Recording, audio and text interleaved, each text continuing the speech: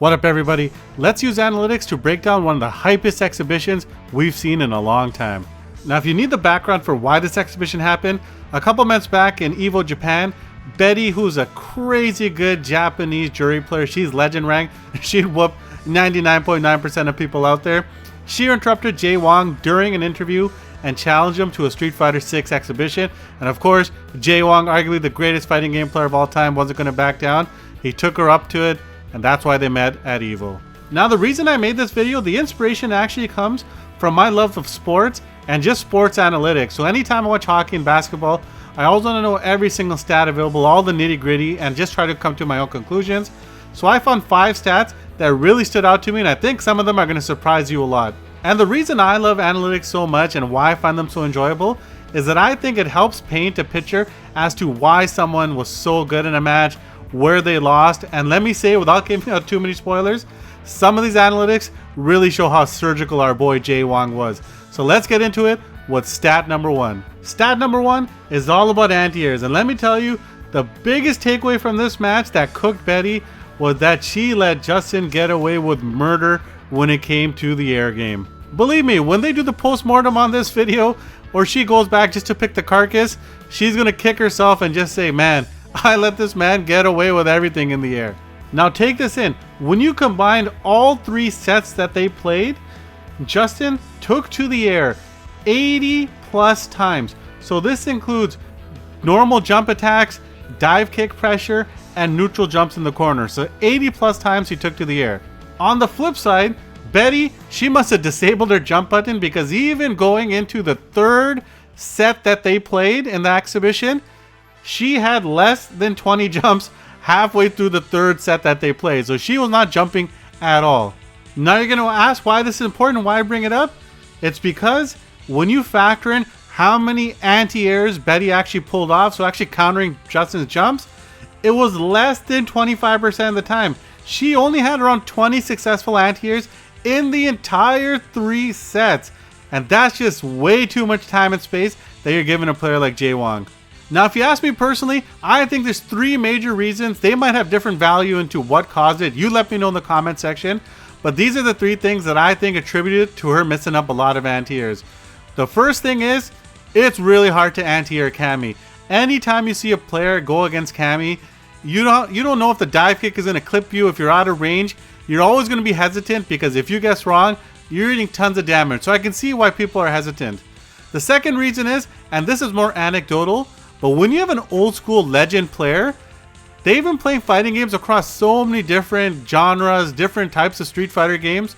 I'm telling you, this is going to sound like it makes no sense, but they perfected awkward jump timings, and it comes from just their anticipation, their intuition for the game.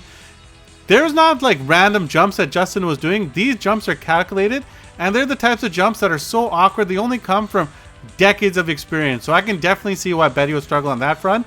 And then the last thing, it wouldn't surprise me if she was just a bit nervous being on stage, having all those people that were cheering for her, watching her. Sometimes, you know, that those bright lights can be too much for some people. And we know someone like Jay Wong that's basically lived in those his entire fighting game career. He would be more comfortable in this situation. But let me know what you think about those 3 breakdowns. Now stat number 2, this one I was very keen on following, just because I want to track the status between an old head and a younger player, but it's tracking whiff punishes. But you know what the crazy thing is? The stat that I wanted to track didn't really matter in the end, because it actually opened my brain to something completely different as to why these whiff punishes were important. So let's get into it. So at first I just wanted to look at how many whiff punishes they were getting and thought that would be enough. But as you can tell, they were both incredible whiff punishers. Justin Wong had 24 whiff punishes and Betty had 18. But that doesn't tell you the complete story of it. So when Betty was whiff punishing, the vast majority of her 18 whiff punishes, they were like the home run whiff punishes. She would drive rush into big buttons, big damage, use lots of drive resources. And I thought that would be in the right play.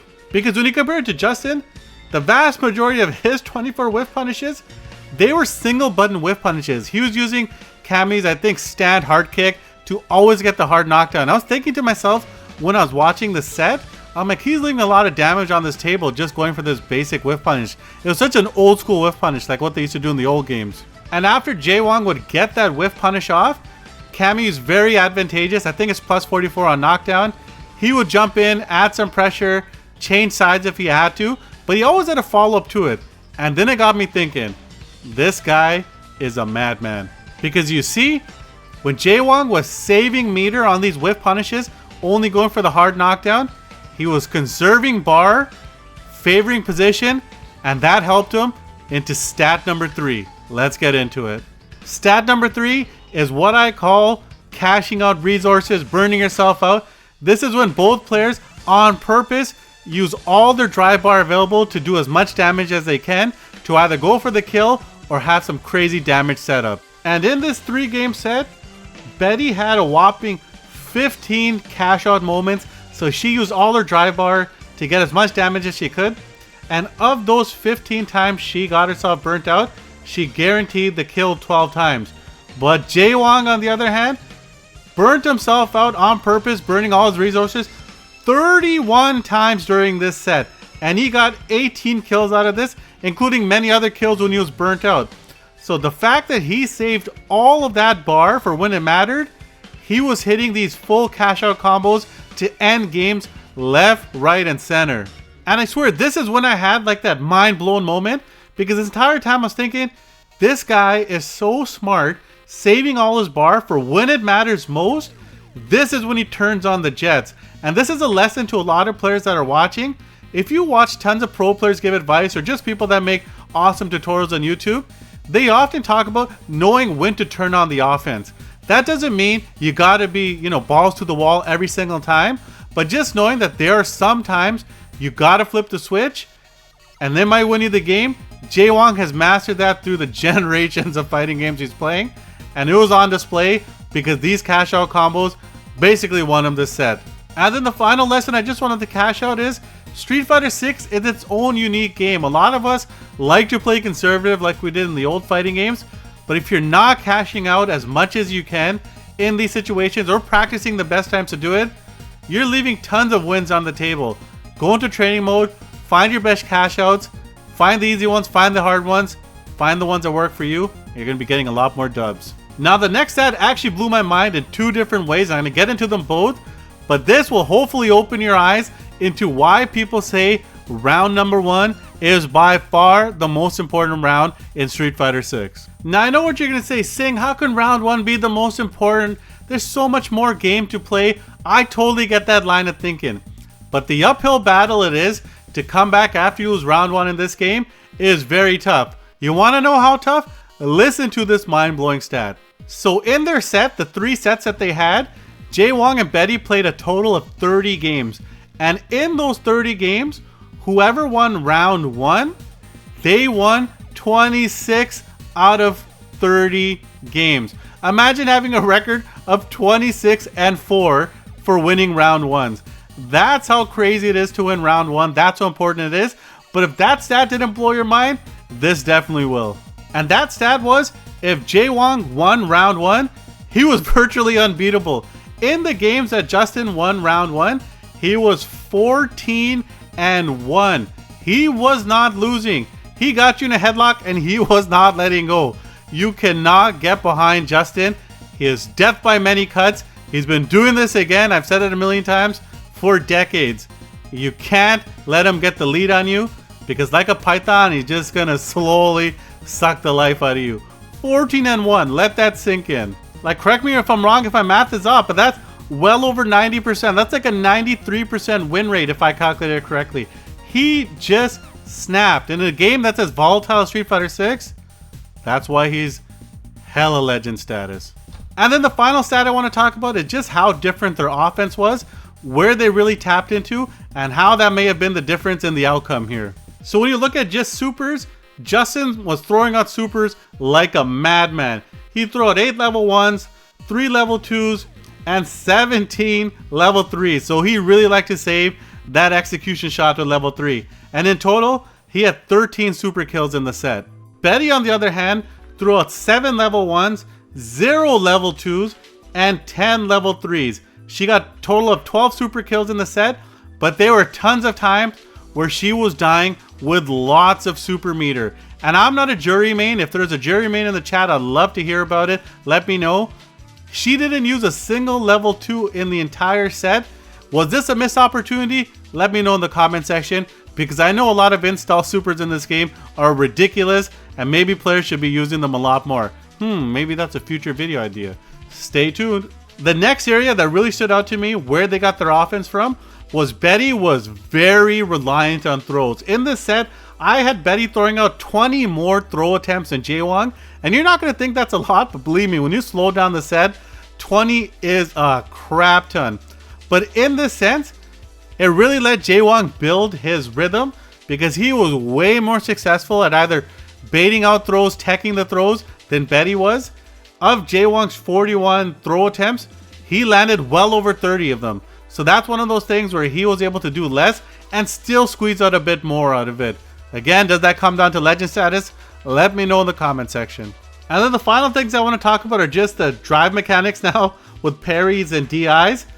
They took so long to throw out DIs in this set. They really didn't come until like the third set of this exhibition. But from what I got, Wong was able to catch 2 DIs, Betty was able to catch 1, so they were able to react to their opponent. But as the set went on, Wong's Unk status was starting to show, and Betty was able to land 6 DIs, either going to be wall splats, getting them dizzy, catching Wong as an anti-air, and Wong was only able to get 1 into a dizzy state. So you can see some of the newer players might rely more on these DI mechanics, but the parry thing is what really stood out to me. Perfect parries were way down in the set. I think there's less than 5 total perfect parries in the entire 3-game set, and I believe Wong only had 1 and Betty had 2. It just goes to show how much harder it is to parry now with some of these changes of having to hold back. But also, the risk versus reward is kind of tough in this matchup because Cammy's walk speed is so fast, Jury is pretty quick as well. They can dash in, throw you, you're going to be eating tons of damage. Like, they are very good counter parry character. But I will say, it was awesome to not see the parry freeze animation left, right, and center. The old EVOs that we'd watch or previous tournaments before the patch, you would be seeing that freeze state every single round. So I'm glad we don't see it as much as we did. But did that surprise you how low the perfect parries were? It kind of caught me by surprise as well. So these stats are where I came to the conclusion, not a very surprising one, that Wong is just a masterclass individual when it comes to fighting games. Not to put any shade on Betty, she's going to get better. She might even come back next time and whoop Wong. But right now, the vet showed he's still got the knowledge, he's still got the teeth. He was surgical in this set, and you know what? This is why he might be the greatest of all time. If you like these types of videos, I love making them as well. I'll break down future sets if you like. We'll get into it, and I hope it makes you improve as well as to what to look out for, what to add to your game, and what to train as well. I'll catch you on the next one. Peace out, everybody.